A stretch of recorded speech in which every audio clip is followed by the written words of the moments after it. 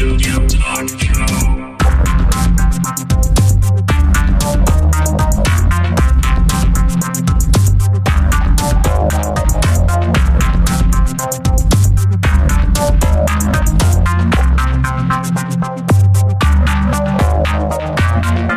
Visual Studio Talk Show. Bienvenue à une nouvelle émission du Visual Studio Talk Show. Le podcast, on discute d'architecture logicielle avec la plateforme Microsoft.net.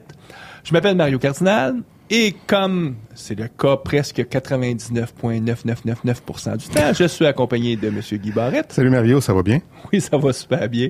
Un petit peu, t'as pas de bottes dans tes pieds, là. T'es nu-pieds, là. Ben En là, plein hiver, qu'est-ce qui se passe?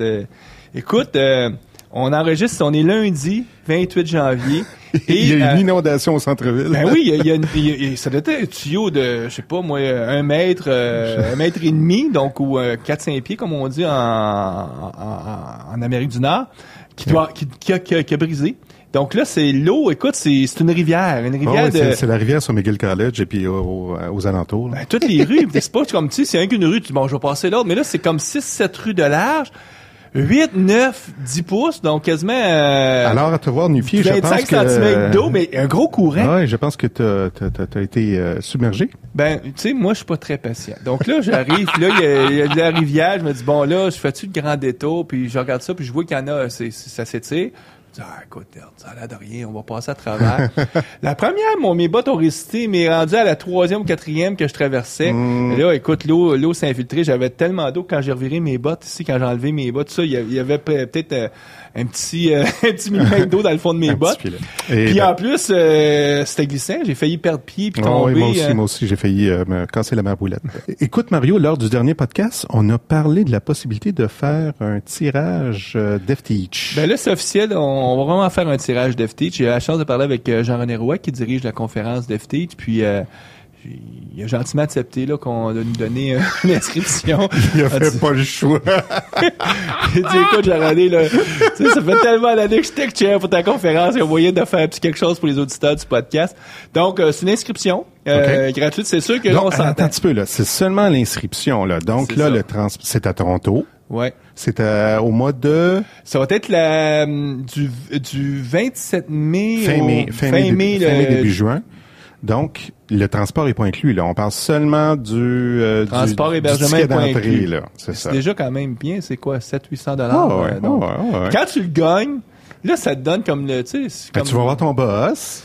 Ouais, dis écoute, il faut absolument que je prenne quelques jours de congé parce que je m'en vais à une conférence. Puis souvent, c'est l'aspect le plus dispendieux dans une formation. Là. En plus. Puis là, ben comment on s'inscrit, c'est simple. Si vous allez sur notre page, il y a en bas un petit lien qu'on a mis. On a une page Facebook. On peut dire que j'aime notre page Facebook. Mais si vous cliquez sur j'aime, ben ça vous entre dans le tirage. On va tirer parmi ceux qui nous aiment. Donc c'est la façon d'être. On va faire le tirage quand?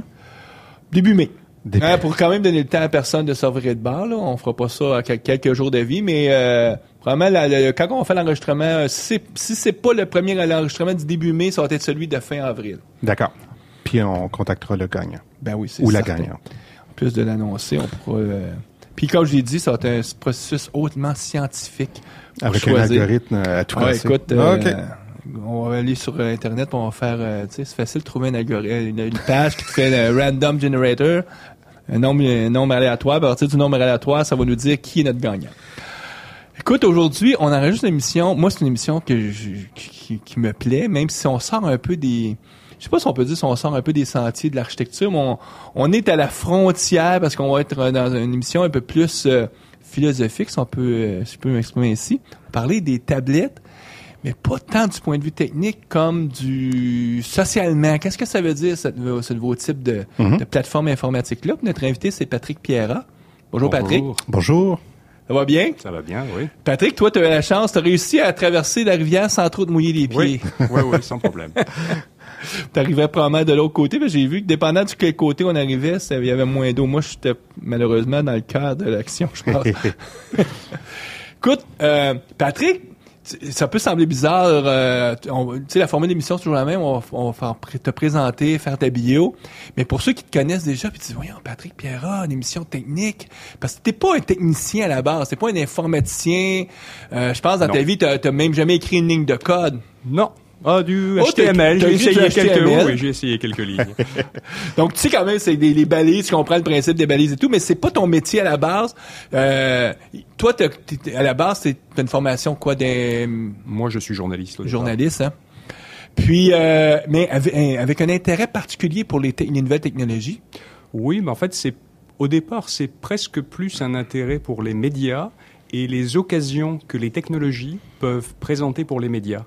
Et alors oui, je m'intéresse aux technologies, mais souvent en pensant tout de suite à en quoi ça s'applique aux médias, comment vont-ils pouvoir en profiter, et surtout quelles sont les nouvelles occasions qu'un nouveau média peut générer pour susciter possiblement la création qu'un nouveau support peut susciter pour la création d'un nouveau média.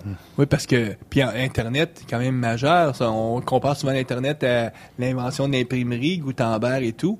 Puis, c'est sûr que les médias à l'époque de Gutenberg, c'était naissant, mais aujourd'hui, on est dedans. Puis là, il arrive cette nouvelle façon de diffuser l'information. Puis toi, rapidement, t'allumes en disant « Wow, il y a quelque chose à faire avec ça ». Puis pour ceux qui te connaîtraient pas, mais qui ont peut-être déjà été visiter des sites web que tu as fondé, un de ceux, en tout cas celui qui était le plus connu, c'est Branchez-vous, qui était un site web innovateur, francophone sur le web. On parle là des années 1995. 95, hein. Donc on a été à ce moment-là alors on n'était pas le premier site web québécois, mais on a été le premier à se positionner comme un média sur Internet. Je pense qu'à peu près à la même époque, alors soit juste un peu avant, soit juste un peu après, Musique Plus et Radio-Canada ont commencé à avoir une page, mais c'était plus un élément promotionnel, mais l'idée de dire on va faire un média et le modèle des médias va s'appliquer sur Internet, donc on va essayer d'agréger une audience, de faire un contenu intéressant, et après ça de commercialiser ça avec une forme de publicité. Ça, c'est quelque chose qui avait en fait commencé un an plus tôt aux États-Unis avec Hotwired. Et branchez-vous. Et t'avais une certaine similitude. Un petit peu à Hotwired. Nous, pour la petite histoire, inspiré beaucoup. Le Visual Studio Talk Show, nous, le podcast qui nous a animé, c'est un podcast anglophone qui s'appelle .NET Rocks, qui est né en 2003, un an avant nous. Moi, je me souviens à l'époque, quand cette année, je n'aimais pas trop, je sais c'est quoi ça. Puis là, quand j'ai écouté, j'ai fait comme, wow, c'est intéressant. Puis je voulais faire la même chose en français. Là, ça fait 8 ans qu'on fait ça. Malheureusement, on n'a pas le même auditoire que notre confrère anglophone, qui lui, il y a plus d'informaticiens anglophones que francophones. Puis c'était un peu, je pense, la même histoire avec Branchez-vous. Là, t'as jamais eu les mêmes audiences qu'un Hotwire. Ah non, c'est sûr. On a joué aussi. En plus, ce qu'il y a, c'est que, c'est très différent parce que traiter la technologie du Québec, il se passe des choses au Québec, mais c'est quand même pas le premier foyer d'attention de ce qui se passe sur la scène technologique. Et donc, grosso modo, tous ceux qui ne sont pas aux États-Unis et plus précisément qui ne sont pas dans la Silicon Valley, ils sont à la remorque. Donc, ce qu'on fait, alors on ne l'appelait pas comme ça à ce moment-là, mais c'était davantage de l'agrégation. Et donc, évidemment, le degré de profondeur auquel on arrive n'est pas le même. Et en même temps, le marché ne supportait pas ça non plus. Par contre, on a fait quelque chose de plus large. Donc, on avait une audience quand même. Mais c'est ça, parce que vu que francophone, vous aviez quand même une certaine visibilité sur la France. Oui, au début, on avait un lectorat non négligeable en France, parce que le Québec, c'était une époque où le Québec avait une avance sur la France en termes de pénétration d'Internet. Oui, parce qu'il était beaucoup dans le Minitel dans ces années-là. Oui. Et puis, le marché français était davantage fermé aussi, et la proximité des États-Unis n'était pas là. Et puis, en même temps, c'est évident que pour les Français, les contenus anglophones écrits, parce qu'au départ, Internet, c'était pas YouTube. Non, c'était du texte. Donc, c'était beaucoup moins attirant. Alors que, quand même, au Québec, il y avait davantage de facilité ou d'intérêt, de perméabilité avec ces contenus-là. Et donc, oui, on avait une certaine visibilité. J'ai gardé les coupures de presse des magazines français qui parlaient de nous à ce moment-là. Donc, moi, je me souviens à l'époque, écoute, c'était un des sites, tu sais, j'avais quelques sites que je surveillais. Là, on tombe dans les années 96, 97, 98. À l'époque, je m'intéressais beaucoup à tout ce qui est marketing par le web. Je suivais des discussions, en tout cas différentes choses, parce que quand tu es entrepreneur, tu cherches toujours l'opportunité de pouvoir créer l'affaire ou le produit qui va révolutionner. on est 15 ans plus tard et on cherche toujours. Mais tout ça pour dire que assez rapidement, t'as créé, en te basant sur Branchez-vous, là, tu t'es mis à créer d'autres agrégateurs ou d'autres fournisseurs de contenu. Puis tu as créé ta boîte BV Media, si je me trompe pas. Oui, en fait, on a créé quelques autres sites autour, dont un qui s'appelait bénéfice.net et qui couvrait plus particulièrement le côté Internet, mais justement pour le côté des affaires, pas tellement marketing. Ça, c'est dans la grande... avant la grande bulle, là, on l'a créé avant la grande bulle, effectivement. On a traversé la bulle avec plein de hauts et de bas. On a fait aussi, au point de vue affaires, en fait, on a fait de la représentation publicitaire. Donc, on a monté un réseau publicitaire, c'est-à-dire qu'en plus de la publicité sur notre site, on vendait de la publicité sur un certain nombre d'autres sites. Et c'est ce qui a développé nos revenus et puis qui nous a permis de nous installer comme un joueur assez important. Puis après ça, on est allé en bourse. Et puis, on a décidé d'aller en bourse juste avant que la bulle explose. On est arrivé quand la bulle avait déjà bien explosé. Donc, ça a été aussi toute une ride. Wow. Après ça, on a acheté d'autres sites, des sites qui étaient nés dans les années suivantes, des sites comme showbiz.net qui couvrait le secteur de l'avertissement, Mat Internet qui était un des premiers quotidiens Internet, Fanatic qui était un site de sport. Et puis après ça, on a fusionné avec une autre entreprise, on a changé de nom pour BV Media. Et puis voilà, l'aventure a quand même duré de cette façon-là pendant 15 ans C'est ça, parce que 2010, c'est le groupe Rogers qui achète ton entreprise. Puis j'imagine, comme c'est toujours le cas, quand il y a un achat, il y a une certaine période de temps où on est là, puis après ça, on décide si on veut rester ou non. Puis dans ton cas, toi, c'était l'opportunité pour partir un nouveau projet d'affaires après avoir vendu BV Media. Là, on est en 2011 à peu près. Mm-hmm. Puis, encore là, au niveau de l'innovation, maintenant, tu es CEO de TapTimes, qui est... Ça serait mal de décrire, de dire, c'est une revue ou un site web ou l'équivalent du PC Magazine, mais pour les tablettes. C'est plus que ça. C'est des conférences. Donc, si je te demanderais de présenter TapTimes, comment tu le... C'est au départ un média qui couvre le secteur des tablettes, donc l'actualité des tablettes, mais dans une optique d'affaires principalement. Donc, ce qui m'intéressait en priorité, c'était les utilisations des tablettes pour le travail, la productivité et les entreprises, qui n'étaient pas du tout le premier visage des tablettes. Parce que quand Steve Jobs a présenté le iPad, c'est pas la première chose qui est venue à l'esprit. Mais assez vite, ça s'est développé beaucoup plus rapidement que prévu. Et puis, donc, on a le média. Et autour du média, ce qu'on développe beaucoup depuis un an, c'est des conférences, effectivement, sur le secteur, puisqu'on est les seuls ou pratiquement les seuls à faire des conférences qui soient spécialisées uniquement sur le secteur des tablettes. Et donc, on a fait pour l'instant 2 conférences à New York l'an dernier. Et cette année, on refait ces 2-là à New York et on en a 2 autres prévus à San Francisco. Et puis l'aspect, l'audience cible de ces conférences-là, j'imagine c'est pas les développeurs, c'est plus... Alors en fait, on a une conférence qui va cibler plus particulièrement les développeurs et les éditeurs d'applications, qu'on n'a pas encore annoncé, mais qui va s'appeler Tablet Ecosystem et qu'on doit tenir à San Francisco très probablement à la fin de l'été. Mais pour les autres, ce sont davantage l'audience cible, le cœur de cible, ce sont vraiment les gens qui, dans les entreprises, regardent comment utiliser les tablettes pour leurs besoins d'affaires. Et ça, ce sont des gens de technologie, donc des gens de IT, mais ce sont aussi beaucoup des gens de ce qu'on appelle line of business, donc qui viennent du secteur, par exemple, du secteur des ventes. Les services des ventes ont été parmi les premiers à adopter les tablettes parce que ça leur permet de montrer et de faire des présentations. D'abord, c'était cool d'arriver à une présentation avec ça. C'est léger, ça se transporte bien. Léger, et ça permet de montrer quelque chose d'une façon quand même un peu plus interactive qu'un laptop qu'il faut tourner. T'as pas forcément besoin d'avoir un projecteur, un mur et tout. Là, tu peux montrer des présentations vidéo.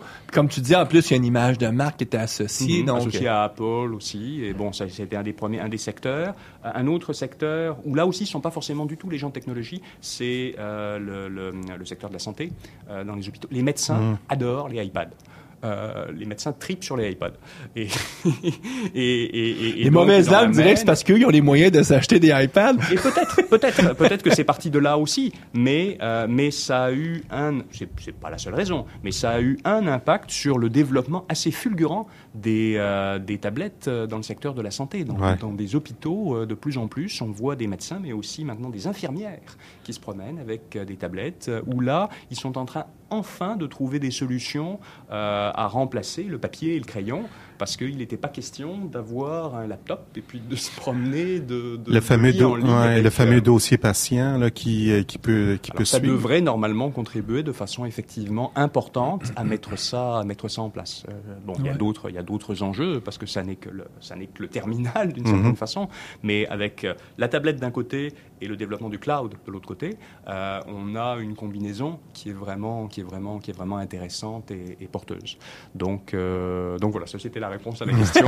Qu'est-ce qu'on fait dans la vie? Donc oui, c'est les gens qui s'intéressent à qu'est-ce qu'on peut faire dans mon organisation pour les tablettes et puis comment optimiser ça et quels produits choisir et comment le faire et puis est-ce que ça doit être une initiative spécifique? Est-ce que ça fait partie du mobile? Est-ce qu'il faut plus tablettiser après avoir mobilisé des applications qui sont plutôt desktop, ou est-ce qu'il faut le voir comme quelque chose de complètement différent? Est-ce qu'il faut développer soi-même, acheter, etc. Les questions. Puis, pour nos éditeurs qui sont pas familiers, le nom c'est TapTimes. C'est anglophone. Donc c'est en anglais, oui. Ça vise le marché anglophone. Ça se veut mondial, mais disons que le marché principal dans la réalité, c'est vos bureaux les sont États-Unis, New York, San Francisco, c'est principalement les deux pôles. Les employés sont effectivement là. Puis ce qui est intéressant, moi, ce que je trouvais intéressant quand j'avais découvert votre site, c'est que les partenaires avec qui tes associés, si on peut appeler ça comme ça, ou en tout cas les gens avec qui tu travailles, c'est pas des deux de pique, là, c'est des gens qui sont dans le métier depuis 15-20 ans, qui ont participé à des revues prestigieuses et qui aujourd'hui, eux autres aussi, suivent le courant et c'est évident que dans ce cas-là, c'est probablement tous des gens qui sont à la pige avec toi, mais d'avoir réussi à mettre en place ce réseau-là de partenaires, ou pas de partenaires, mais de je sais pas comment tu les appellerais, des... Dans ce cas-là, c'est des employés concrètement, mais ce qui se passe, c'est que c'est sûr que moi voulant, parce que c'était quand même c'est très excitant, mais enfin en même temps c'est un pari. C'est comme j'expliquais ça à un ami l'autre jour. C'est un peu comme décider, j'ai fait des compétitions au niveau régional et puis là, tiens, je vais m'essayer aux Jeux Olympiques parce que c'est quand même le marché américain dans le secteur des médias est pas facile. Et puis c'est un secteur dans lequel au départ je n'ai pas de contact, je n'ai pas d'assises, je n'ai pas de relations, je n'ai rien que des idées et puis oui, l'argent que j'avais pu gagner grâce à des transactions précédentes qui me permettaient d'investir un montant par rapport à une niche que je croyais pertinente.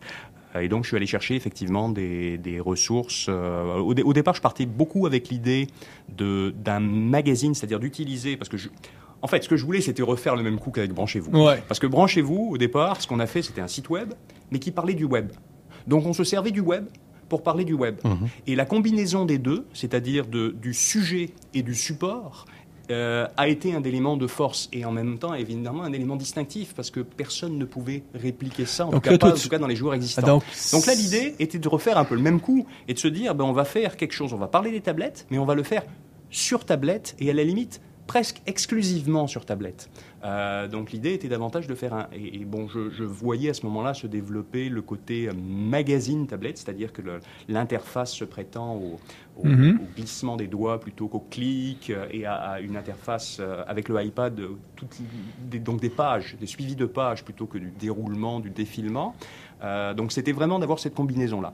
Ça n'a pas aussi bien marché que je voudrais pour plusieurs Parce raisons. que moi, je peux te dire, j'ai ton application, je l'ai mis sur mon Windows 8, mais je vais quand même chercher, finalement, moi, c'est le email que je reçois qui me rappelle toujours. Puis là, du email, je retourne chercher. J'ai aussi agrégé sur mon feed RSS, mais une chance que les emails qui me rappellent disent ah oui, ok, ça m'intéresse. Ah oui, et puis donc finalement ça, parce qu'au départ c'était basé sur une application iPad. On a une application iPad, on a même une web app. Ça veut dire qu'on peut soit télécharger l'application iPad, soit aller sur taptimes.com et on va voir un site web qui est différent, qui est optimisé pour.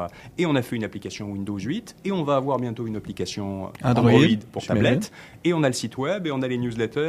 Mais par contre, l'adéquation c'est-à-dire le fait de se donner un élément distinctif comme ça par le support, ça n'a pas marché aussi bien qu'on l'espérait pour différentes raisons, à la fois stratégiques et puis d'exécution aussi.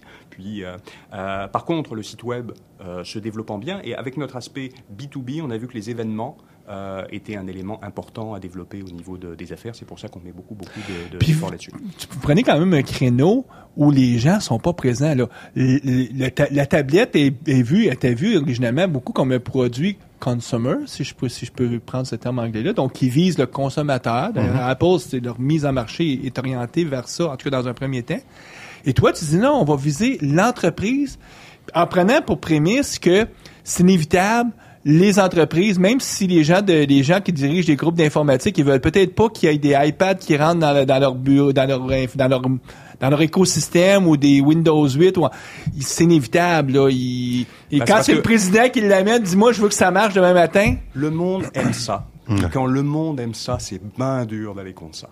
Donc, surtout quand c'est effectivement les dirigeants, mais bon, il y a une vague, alors ça a été ce qu'on appelait le consumerization of IT. Il y avait un peu de ça dans l'idée, c'était de se dire, s'il y a une consumerization of IT, c'est-à-dire le fait que de plus en plus, ça va être les consommateurs et les employés en tant que consommateurs qui vont influencer l'adoption de certains éléments technologiques dans les organisations, il va y avoir aussi une consumerization of the IT press. Donc, parce que traditionnellement, nous, on s'attaque à un marché qui est plus le B2B, donc qui, traditionnellement, c'était des magazines à circulation contrôlée. Donc, les Computer World de ce monde qui étaient envoyés à des faut s'enregistrer, c'est ça.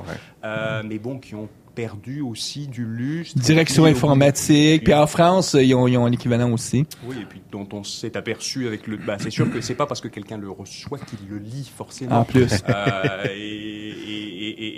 Et donc, c'est là-dessus qu'on joue aussi. Alors, donc, en s'adressant aux gens d'entreprise, mais en fait, avec un contenu qui est quand même intéressant aussi pour un public plus large et de gens qui ont un intérêt pour les tablettes. On va faire des sélections, par exemple, hebdomadaires d'applications iPad qui sont pas exclusivement pour les entreprises, mais aussi pour des gens qui vont travailler occasionnellement ou faire des choses productives, vouloir faire des choses avec leur tablette, alors qu'on ne va pas couvrir de façon habituelle le secteur des jeux, par exemple, les choses purement différentes. Puis il y a des revues qui vont parce que le jeu va aussi migrer vers les tablettes, ça c'est inévitable. Il a déjà commencé. Oui. Moi, je vois un parallèle beaucoup, puis c'est pour ça que je dois faire une émission là-dessus, entre l'apparition du PC dans l'écosystème des entreprises et l'apparition du tablette. Il y a des parallèles, puis quand 3 fois qu'on veut faire des parallèles aussi, il y a des endroits où ça achoppe. Mais le premier parallèle que moi, je me souviens, écoute, à l'époque, j'étais étudiant, puis j'avais été embauché chez Bell Canada, pour pas la nommer. Puis principalement, les personnes qui m'engageaient, c'est parce que moi, je connaissais comment ça marchait un PC. Puis la personne qui était là avait, dans un compte de dépenses, avait réussi à acheter 2-3 ordinateurs. À l'époque, c'était 8 000 pièce. Donc 25 000 dans les comptes de dépenses. Donc complètement à l'insu du groupe d'informatique. Et nous, c'était pour créer des applications. Il y avait quelqu'un qui commençait à faire des petites applications de base de données, des bases, parce qu'ils voulaient ramener l'information locale. Quand ils demandaient à leurs groupes centraux, c'était on peut te donner, mais ça va être dans 18 mois, puis ça va te coûter X milliers de dollars ou même millions à l'époque. En tout cas, c'était cher. Et puis ces gens-là disaient, voyons, il y a moyen de faire autrement. Puis moi, je me souviens, mon mandat dans l'été, c'était de former toutes les ressources qu'il y avait là à utiliser Lotus 1, 2, 3. Puis les gens capotaient quand je leur montrais Lotus 1, 2, 3, puis la petite colonne, puis pouf, la sommation, puis wow! Bon, écoute, on est en 1983, 84, le PC, à l'époque, il avait acheté les premiers compacts, ça, je disais, il était à 8 000 $, mais c'était vraiment les gens, c'était les lignes d'affaires qui décidaient contre le groupe d'informatique. Puis je vois, moi, quand je lis le Tap Time, je vois tellement un parallèle. Les gens amènent leur tablette, ils disent, je veux brancher ça. Ma femme, moi, dirige un groupe d'informatique au gouvernement et écoute, les sous-ministres, je veux que ça marche, puis là, elle a pas le choix, puis là, elle est mal prise parce qu'elle se dit, attends une minute, là, comment on sécurise l'information? Puis là, c'est les gens d'IT qui disent, non, ça marchera pas, faut pas faire ça. Puis à un moment, elle dit, elle dit, même si je veux pas, on me l'impose. Et c'est ce qui se passe, là, c'est que les gens d'autorité disent, écoute, là, moi, je veux que mon tablette se branche sur le réseau. Je veux être capable de lire mes emails avec mon tablette quand je suis à l'hôtel le soir. C'est vraiment ce qui se passe sur le terrain. Oui, et puis en fait, les départements de technologie semblent, alors qu'ils ont la réputation d'être très quand même fermés, rigides, etc., semblent, alors peut-être à leur corps défendant ou parce qu'ils y sont obligés, mais semblent accepter et embrasser de plus en plus Je pense ce qu'ils genre aiment de ça, eux autres solutions. aussi. Ils en ont des tablettes, là. Bon, Ils sont souvent des early adopters, donc ils se disent, wow, allons-y. Et on voit, alors évidemment, ça dépend des industries, ça dépend des organisations, ça dépend de... Et puis, il y a effectivement plein de problématiques, mais il y a plein de gens qui se penchent sur ces problèmes-là pour essayer de les résoudre. Il y a une floraison de fournisseurs. C'est vrai que ça a commencé aussi avec... parce que quand même, l'ancêtre du iPad, c'est le iPhone. C'est-à-dire que le fait que la première incarnation commercialement viable de ce nouveau support ait été fait sur une plateforme qui avait essuyé les plâtres dans les années précédentes, avec un système d'exploitation auquel un certain nombre de gens commençaient à être familiers, a aidé de façon incroyable. Parce que qui développe pour le iPad, les gens qui ont développé d'abord pour le iPhone. Et puis après ça, au niveau des systèmes, par exemple, de mobile device management, donc tout ce qui est de la gestion de ces appareils. Maintenant, on parle de mobile app management. Donc mais ça, j'aimerais ça qu'on en glisse un mot, juste clarifier ça, parce que je ne sais pas si je vais faire une bonne présentation, tu me clarifieras, mais je vois comme il y a deux grandes tendances. Le groupe d'IT qui dit, moi, je vais gérer toutes ces devices-là, donc mobile device management, comme tu dis, ou même je pourrais gérer les applications qui roulent sur les devices. Donc ça, c'est plus une vue un peu centralisée, ou en tout cas de contrôle, versus une autre approche qui est le BYOD, Bring Your Own Device, qui est peut-être aussi qui est peut-être pas un ou l'autre, mais un et l'autre. Oui, parce qu'en fait, c'est un peu deux niveaux. Parce qu'en fait, ce qu'on va opposer, le Bring Your Own Device, effectivement, donc qui est l'idée de politiques qui sont de plus en plus structurées. Au lieu de dire ici, élaborées et compliquées de qu'est-ce qu'on a le droit de faire, quels sont les appareils. De façon générale, oui, vous pouvez apporter votre appareil, oui, vous pouvez l'utiliser, mais voici les règles, quels sont les types de documents que vous pouvez mettre là, quelles sont les applications que vous pouvez avoir. Ça s'oppose à un autre mouvement qu'on appelle le COPE, qui est le Corporate Owned et Personally Enabled Device. Donc ça, c'est ce qu'on appelle plus un déploiement, c'est-à-dire le fait qu'une organisation va dire c'est ce modèle-là, puis on en veut 3000, puis ça c'est ce qui va se passer par exemple dans un hôpital, parce que par exemple on connaît ça à des... Ou un des cas que j'ai vu à votre conférence, c'est un collège ou une université américaine qui elle a dit on voici les besoins puis on achète avec l'inscription, tu payes 20 000 ou 25 000 on te donne une tablette ou une chaîne de restaurants qui va installer comme à l'aéroport de LaGuardia, je pense qu'il y a 200-300 iPads qui sont dans des boîtes spécifiques, des trépieds sécurisés. Ça c'est du déploiement. Donc ça c'est une chose. Après ça, pour ce qui est de la gestion, ça se pose dans les deux cas. C'est-à-dire le fait de vouloir, le degré de contrôle qu'on veut exercer. Alors oui, c'est vrai que si c'est un déploiement, c'est-à-dire que si c'est l'entreprise elle-même qui a acheté les appareils, oui, c'est sûr qu'elle va le contrôler beaucoup plus parce qu'elle va avoir installé elle veut pas que quelqu'un consomme de la pornographie, mettons, sur son tablette, là, ce qui serait elle va pas forcément très bloquer bien. Internet non plus, parce que il peut y avoir, ça dépend selon les cas, il y a besoin d'une connectivité de toute façon, il peut y avoir besoin de chercher de l'information, donc elle va, même si elle le contrôle beaucoup, ça va pas être un contrôle absolu. Et dans le cas du BYOD, même si les gens ont amené leur base, mais à condition que ce soit encadré. Parce que oui, vous pouvez l'utiliser, mais oui, vous pouvez vous brancher au réseau, mais à condition d'utiliser telle et telle chose. Donc par exemple, il commence à y avoir des solutions qui permettent de faire une partition des tablettes entre une zone personnelle et une zone d'entreprise. Il y a d'autres, donc il y a toutes sortes de solutions qui s'amènent. Il y a des entreprises aussi qui lancent leur propre App Store, parce qu'on connaît les App Store publics, mais il y a des grosses organisations, ils ont non seulement leurs propres applications, mais leur propre App Store. Ils ont eux-mêmes des stratégies à l'interne de communication pour faire en sorte qu'ils aient certains employés qui aient envie de télécharger des applications et aient envie de les utiliser. Donc il y a une pensée marketing et qui était pas du tout la préoccupation, enfin initialement de l'informatique là, où bon bah oui, tu vas utiliser ça, puis c'est ça. Et là aujourd'hui, parce que bah tu vas utiliser, on voudrait bien que tu utilises ça, mais l'appareil, il n'est pas à nous. Donc, le degré de contrôle qu'a l'entreprise et le degré de directivité que peut exercer n'est pas tout à fait le même. Donc, il faut faire des produits attractifs, il faut que ce soit beau, il faut que les gens aient envie de l'utiliser. L'appareil n'est pas à nous parce que la barrière à l'entrée est rendue basse. Quand on parle d'un produit qui coûte 500 $, beaucoup de professionnels peuvent se l'acheter sans avoir besoin de dire ben je vais le passer sur mon compte de dépenses. Ils se posent même pas question. J'ai même pas besoin, je prends la décision que je l'achète, ce qui n'était pas le cas quand les PC coûtaient 5 000, 6 000, 7 000 $. Là, Et ça baisse parce que la compétition est tellement forte que et maintenant on commence. Alors évidemment le iPad a une avance énorme par rapport à une plateforme comme Android dans le secteur des entreprises, mais quand même, on commence à voir des organisations qui s'intéressent à Android, et on voit beaucoup d'employés qui, bon, le Nexus 7 par exemple est un succès important du côté du à cause du format. Je sais que toi, Guy, du prix. Tu bloguais dernièrement comme quoi ta femme, qui aurait peut-être pas été la cliente à utiliser un produit Android. Comment elle était satisfaite. Pourtant, il y avait des besoins de dire, j'ai besoin d'interopérabilité avec mes fichiers, mes documents de bureau qui sont en Word.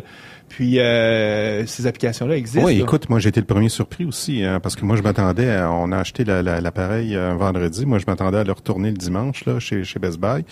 Mais non, c'était une expérience, une belle expérience là. Au niveau des updates, c'est un modèle Asus. De la compagnie Asus, puis... Ils font des bons produits, Asus. Écoute, c'est l'équivalent de ce qu'on retrouve là, du côté d'Apple, là, au niveau de qualité, là. C'est sûr que la seule différence vraiment que j'ai trouvée, c'est que le Google Play Store, il s'appelle comme ça, Google Play. C'est un peu moins organisé. C'est un zoo. C'est un zoo, disons. Mais bon.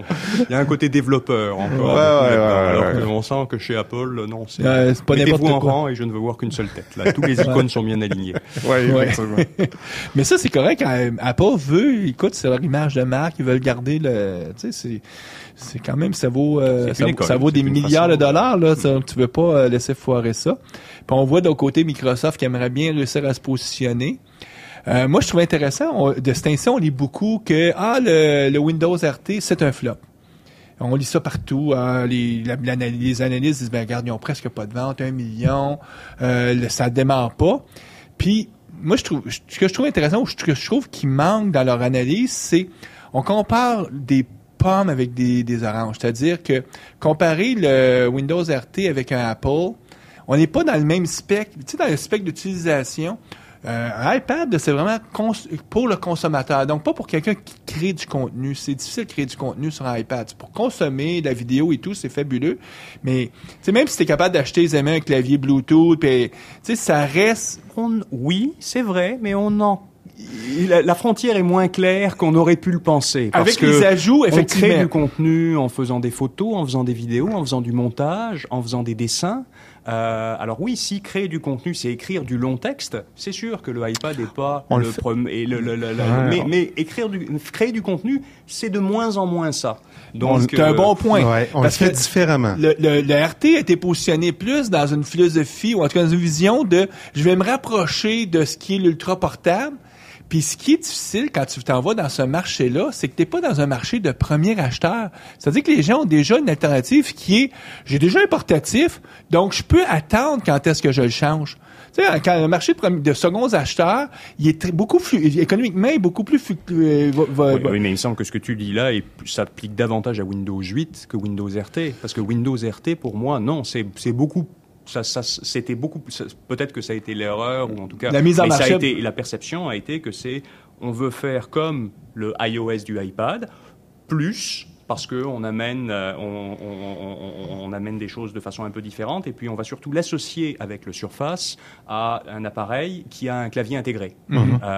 Donc mais ça a été ça plus que alors que oui, Windows 8 est plus dans un modèle de remplacement et de mon point, c'est juste de dire que ce marché-là, vu qu'on est dans un modèle de remplacement, il va être beaucoup plus lent, il sera pas du tout sur les mêmes les mêmes rythmes d'adoption que peut avoir que seront des nouveaux un outil où est-ce que quand ton but principal, c'est que tu veux consommer de la télévision à la demande ou consommer, être capable de pouvoir suivre ce qui se passe avec tous tes amis sur Facebook, le processus de décision puis souvent, mais le problème de Windows RT, c'est le prix.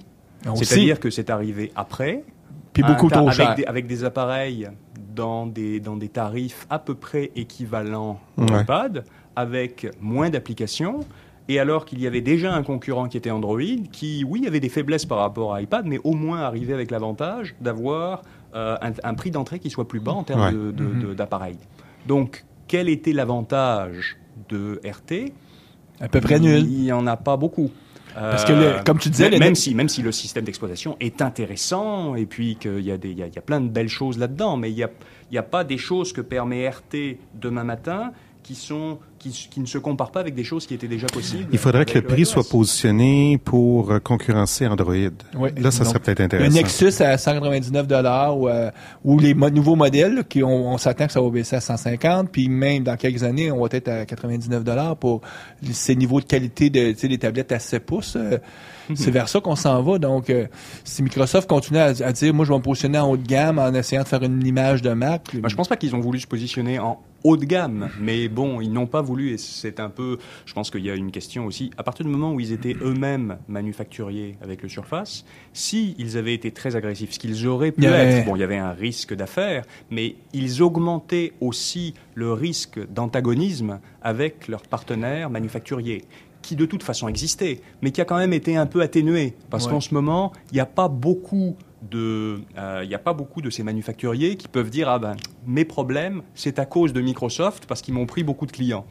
C'est sûr que Microsoft s'y couperait le prix de moitié, il cannibaliserait les Dell de ce monde, les Asus, les Lenovo, qui eux là seraient sûrement pas très contents parce qu'ils diraient écoute, t'es en train de, parce que pour couper le prix de moitié, il faudrait qu'ils en financent une partie.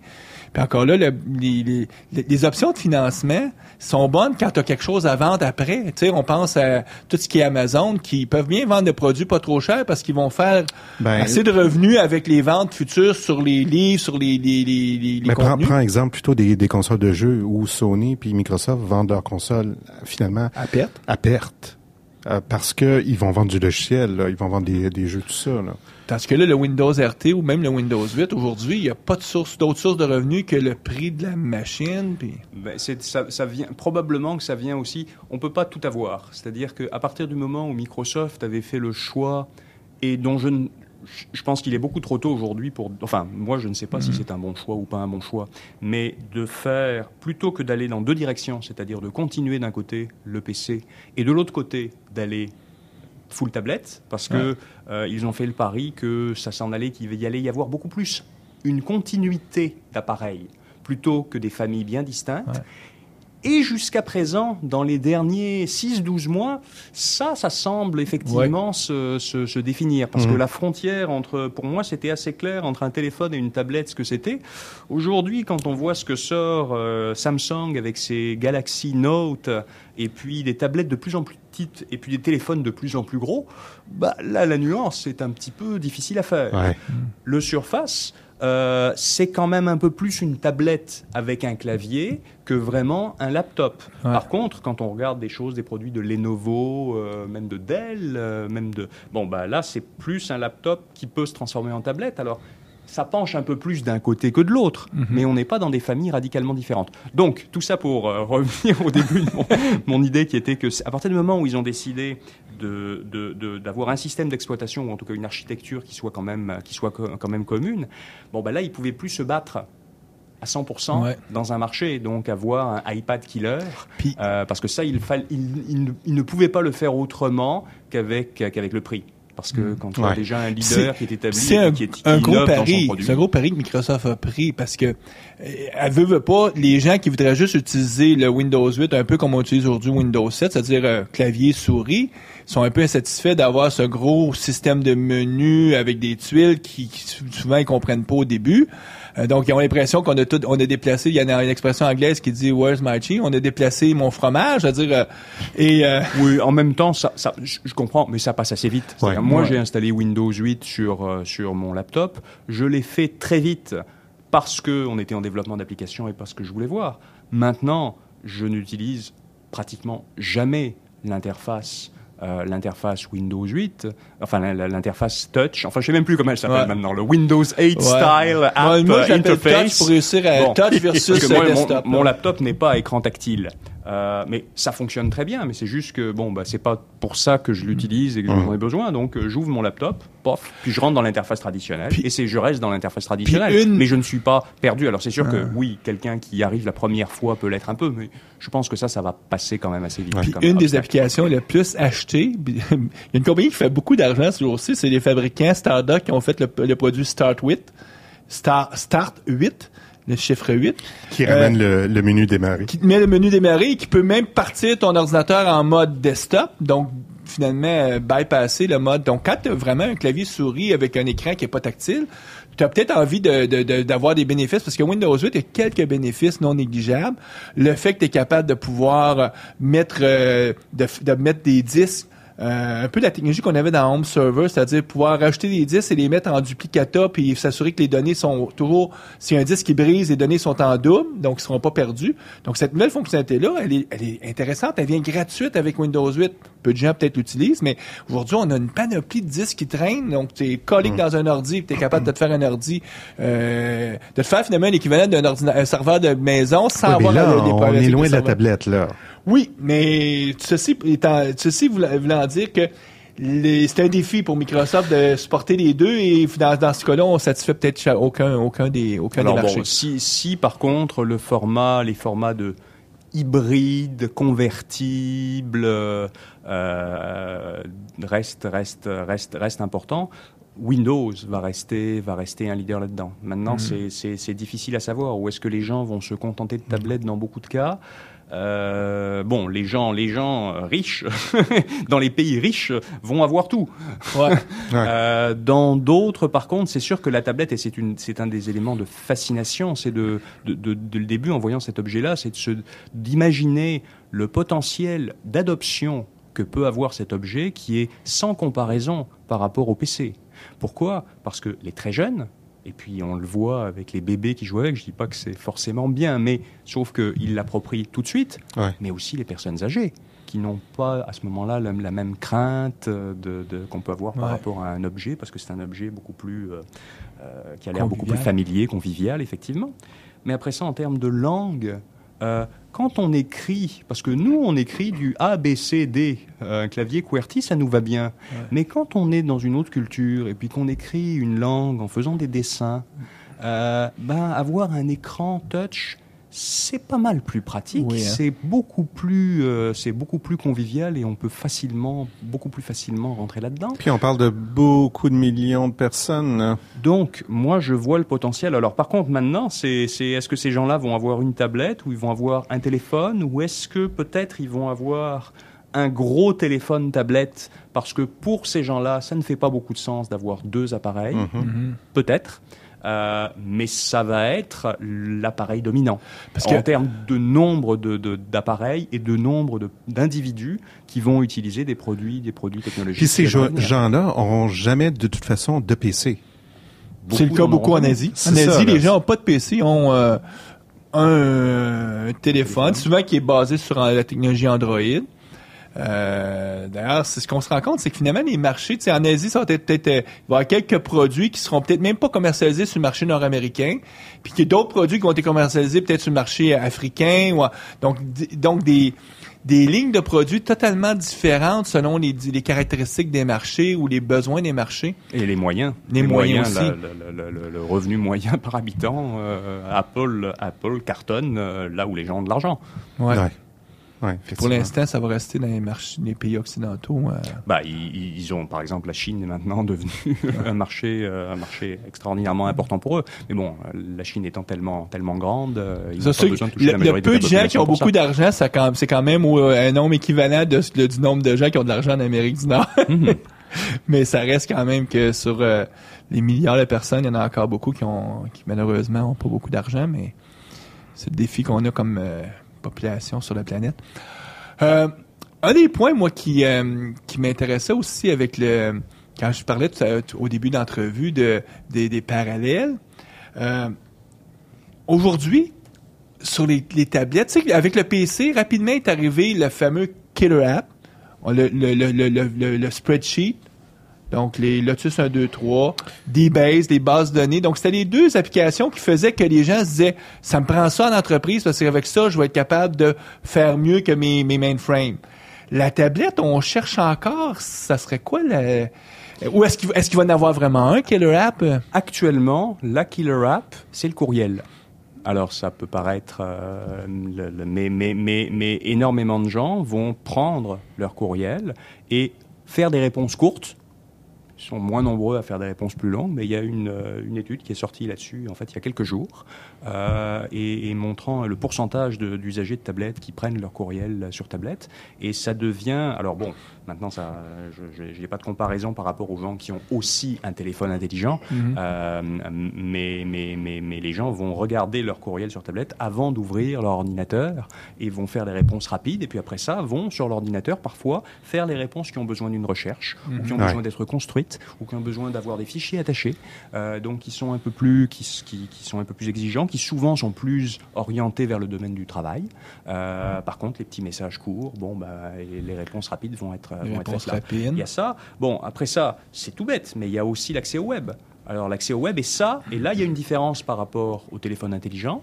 Parce que quand même si les téléphones sont plus rapides, etc., il y a quand même un confort d'utilisation. Ouais. Je veux dire, cette machine-là est faite, on la prend en format paysage, et elle est faite pour regarder des pages web.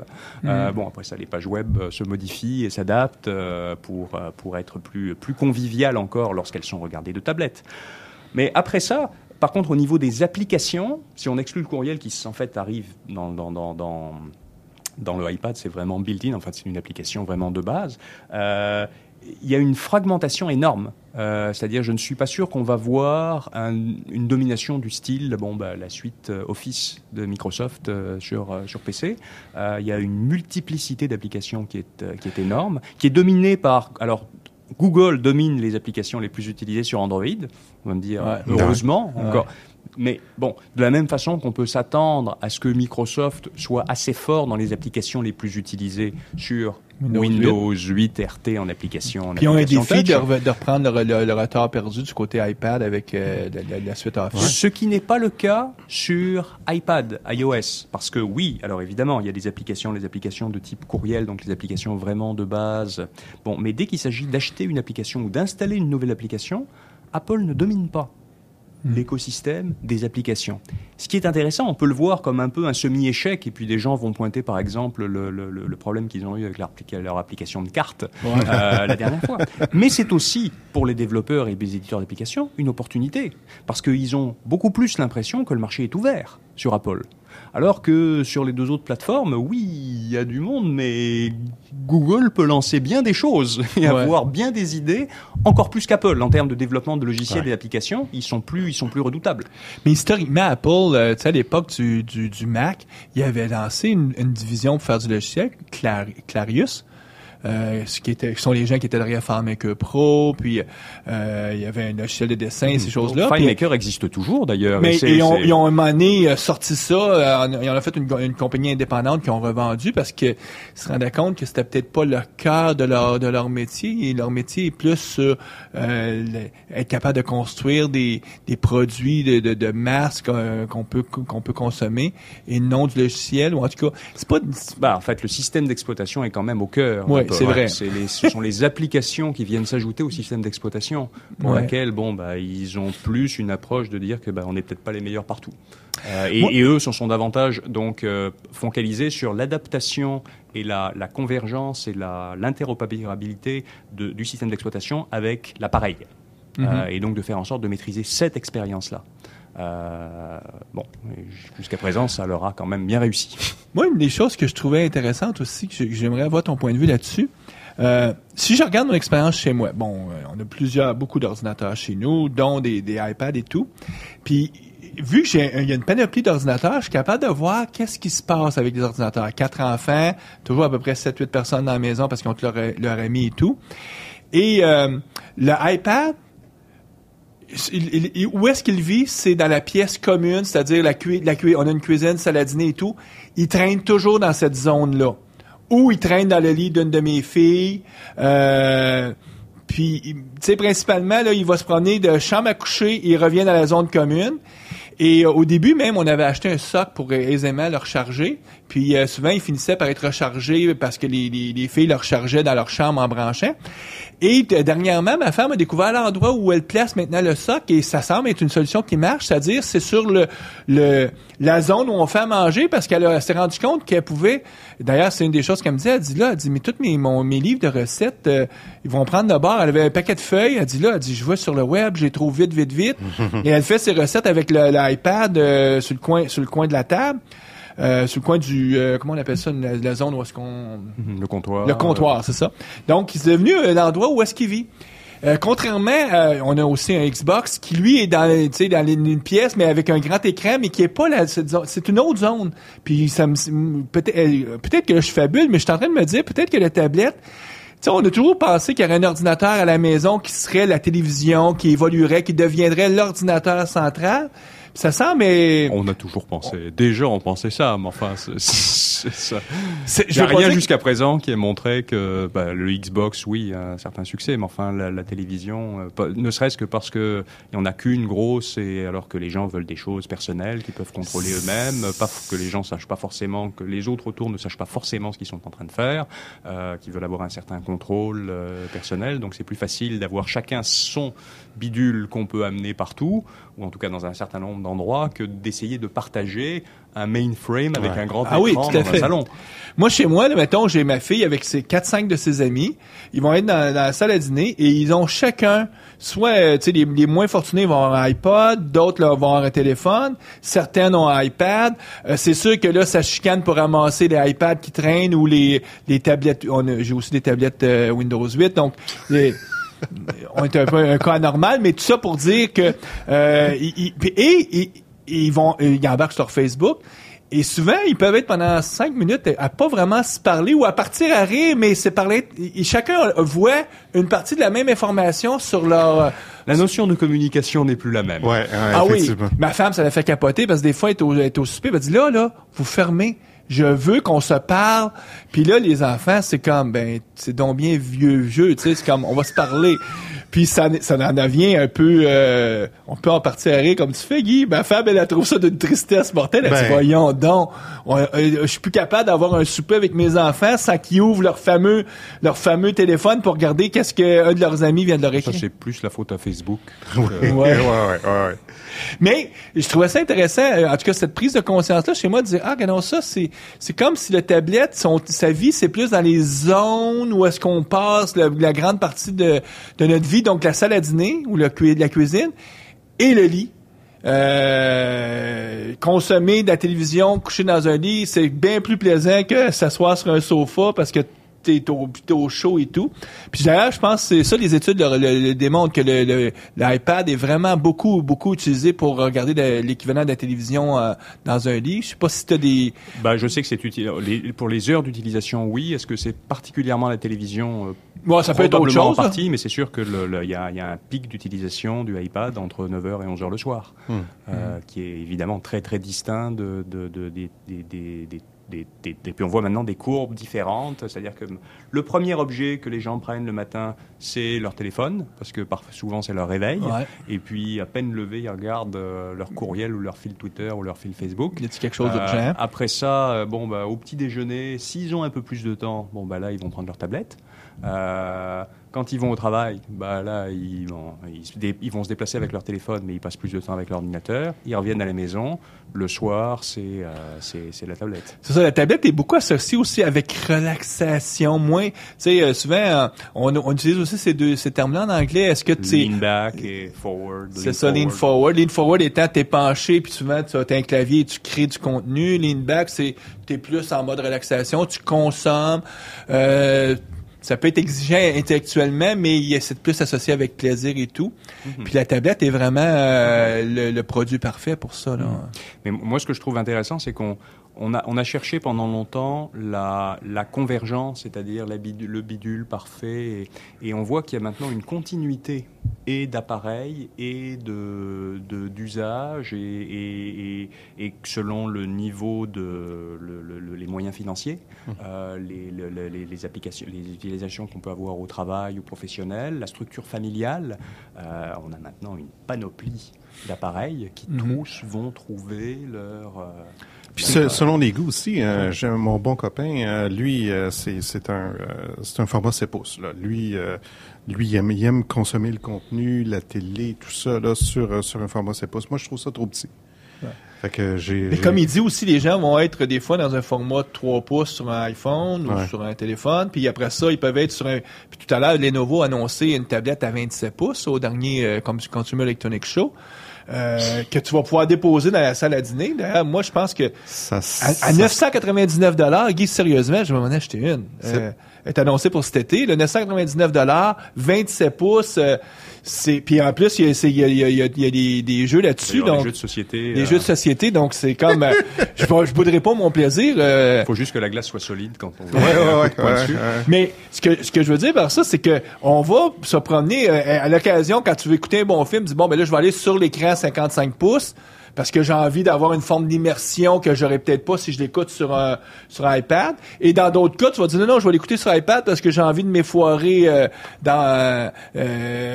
où je suis au chalet ou quelque chose comme ça. Ou qu'on veut pouvoir le couper en séquences en plus courtes Ouais, et donc pouvoir savoir qu'on a peut-être 10-15 minutes mais qu'on va pouvoir reprendre quelques minutes plus tard et peut-être à un autre endroit. Ça, c'est la raison pourquoi les gens aiment tellement consommer des séries ensuite. C'est qu'ils consomment peut-être en 5-6 jours, mais par bloc. Puis ils arrêtent, ils vont faire les choses qu'ils ont à faire, par exemple, pendant la période... Combien de gens font ça pendant la période des vacances?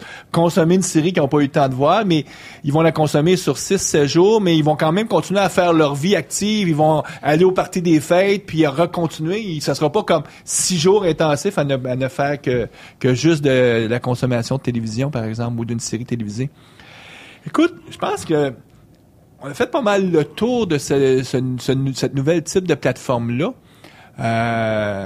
C'est sûr qu'une des choses qu'on a peu parlé, c'est que oui, on peut utiliser avec un clavier, qu'on peut brancher une souris, mais c'est vraiment manipulation directe. Et manipulation directe veut dire autre attente au niveau de l'interopérabilité, ou en tout cas pas de l'interopérabilité, mais de la convivialité. Ou la rétroaction, c'est-à-dire que tu t'attends, si tu pousses, ça doit réagir. Donc, mais maintenant, on a les process. Faut aussi dire probablement que on n'aurait pas été capable. Microsoft a déjà essayé au début des années 2000. Peut-être que la technologie, les capacités des processeurs étaient pas tout à fait là. Je me souviens à l'époque, Apple avait essayé même avec le Newton puis leur stylet. La technologie, aujourd'hui, on a des processeurs assez puissants avec des résolutions graphiques assez puissantes pour que ce type de... Et puis les écrans aussi. Qui ouais, permettent les écrans... d'avoir La qualité, oui. Puis la durabilité des écrans. Ouais. La durabilité, ça, c'est l'autre facteur. Peut-être qu'un jour, on va dire à nos enfants, « Ah, moi, j'ai connu le temps que quand t'échappais ton iPad, il brisait. » Puis les gens vont faire comme ça brisait parce que avec les nouveaux types d'écrans, les nouveaux types peut-être qu'un jour, tu vas pouvoir même le lancer au mur et il brisera pas forcément. Jusqu'à tu pourras toujours, mais ils font un petit peu avec la Surface là. Quand ils l'ont présenté, la nouvelle technologie Gorilla là, qu'ils ont annoncé au CES, qui est encore plus solide maintenant, ça augmente le prix là, mais les gens vont peut-être être prêts à dire il va y avoir des gammes, le modèle haut de gamme mais qui est presque indestructible, mais tu payes 100 ou 200 $. Ça va devenir une arme redoutable. Ouais, on va lire dans le journal. Elle a tué son mari qui est arrivé trop tard le soir avec son iPad. Mais sérieusement, ça pourrait être le cas. Un jour, ça sera peut-être quelque chose comme ça. Mais tout ça pour dire que la manipulation directe, c'est vraiment un des facteurs. Puis comme tu disais, c'est intéressant de voir aussi l'écosystème pour les développeurs.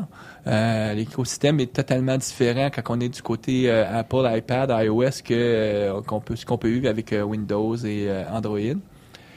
Écoute, nous, en terminant, peut-être on peut inviter les gens. J'aimerais ça que tu parles de ce qui s'en vient avec TapTimes puis les conférences. Je sais qu'il y a quelque chose qui s'en vient prochainement sur la côte ouest. Nos conférences donc de bas, c'est Tablet Strategy, donc les stratégies que les organisations peuvent avoir. Donc on avait fait une édition à New York l'an dernier, c'était notre première conférence. On l'a refait à New York le 30 avril, mais on fait aussi une conférence sur la côte ouest qui est le 20 février, donc qui s'en vient très rapidement à San Francisco. Et puis après ça, les 2 autres conférences qui sont prévues dans l'année, on va avoir donc une autre conférence à San Francisco qui va s'appeler Tablet Ecosystem, qui elle va être vraiment sur l'écosystème, donc les applications, les App Store, le marketing, la monétisation, la publicité là-dedans au niveau des applications. Et la 2e édition de Tablet Biz, qui est donc les solutions d'affaires de façon très large pour les entreprises, mais aussi toutes sortes de monde à New York, qui sera l'automne prochain. Et puis, associé à deux de ces conférences, on a aussi les Tabby Awards, qui est notre nouvelle compétition, qui est la seule compétition des meilleures applications pour tablette.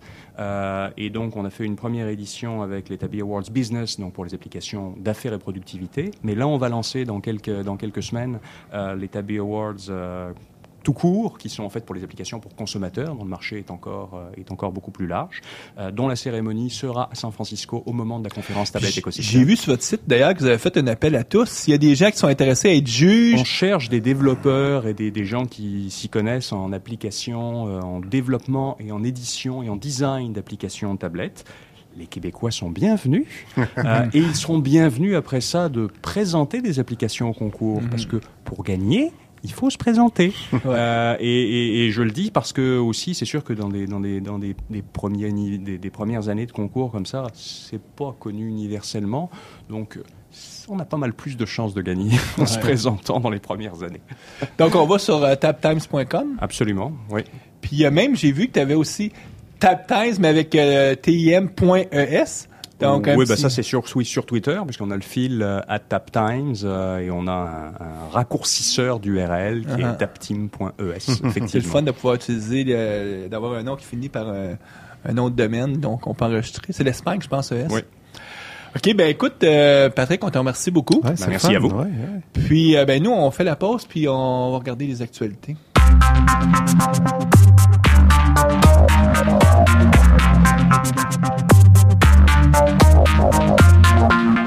Les actualités avec Guy Barrette. 2 petites choses, puis c'est drôle, hein, c'est de mon côté, là, du côté Azure.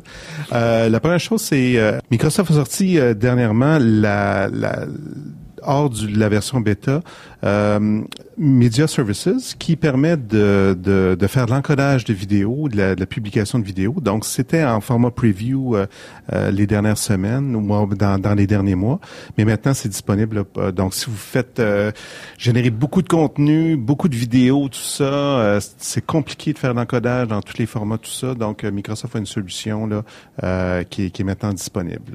Guy, quand on parle d'Azure maintenant, est-ce que je me trompe ou finalement Microsoft offre à peu près tout ce que la compétition offre et maintenant ils sont en train d'offrir des nouveaux types de produits que même la compétition offre pas vraiment. Par compétition, je parle Amazon, Google. Ouais, je te dirais que Media Services, c'est un exemple où finalement il y avait une offre donc d'encodage puis de publication de vidéos et ils l'ont basé sur Azure tout simplement. Donc j'ai l'impression que pour les prochaines années, on va voir de plus en plus d'offres comme ça qui vont s'asseoir sur l'offre cloud de Microsoft. Donc des offres plus verticales. Oui, plus verticales. Parce que ça, c'est un marché qui est vraiment vertical. Il faut vraiment avoir beaucoup de vidéos, comme par exemple les stations de télévision, les grandes chaînes de télé, là, qui ont énormément de vidéos là, encodées. Ils peuvent tout automatiser cet aspect. Puis eux, ils n'ont plus besoin à ce moment-là de se déployer des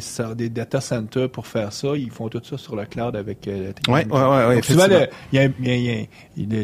le retour sur l'investissement est rapide à faire, puis c'est facile à faire la vente à ces gens-là en disant, regarde, débarrassez-vous de ça. Oui, souvent ces grandes compagnies-là aussi font déjà affaire avec des compagnies spécialisées dans le domaine. Donc, qui outsourcent sans doute déjà. Donc, Microsoft vient compétitionner sur ce marché-là.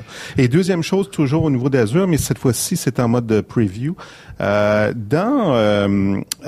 les websites, il y a une fonctionnalité qui permet d'envoyer des push notifications assez facilement aux appareils mobiles, donc Android, iOS. Est-ce qu'on parle ici des fameux messages SMS qu'on peut s'échanger entre les téléphones? Oui, c'est un petit peu dans ce genre-là. Donc, par exemple, si tu as 10 000, 50 000, 100 000 utilisateurs de ton application, puis tu veux leur envoyer une notification pour que soit qu'il y ait une petite tuile là, qui pop sur le téléphone, sur la tablette, il y a une infrastructure là, qui est faite pour ça. Et Microsoft l'a inclus dans une offre, mais maintenant va l'offrir aussi comme un produit séparé avec ce qu'on appelle Windows Azure Notification Hub. Okay. Donc toute l'infrastructure va être faite pour justement facilement envoyer des notifications. Puis ça peut scaler là, à des millions de messages. OK. Donc, c'était mes 2 petites nouvelles ici. Bien, merci bien. Et nous, on remercie encore Patrick. Puis, on va souhaiter à nos auditeurs bonne programmation. Et on vous revoit quelque part dans le mois de mars.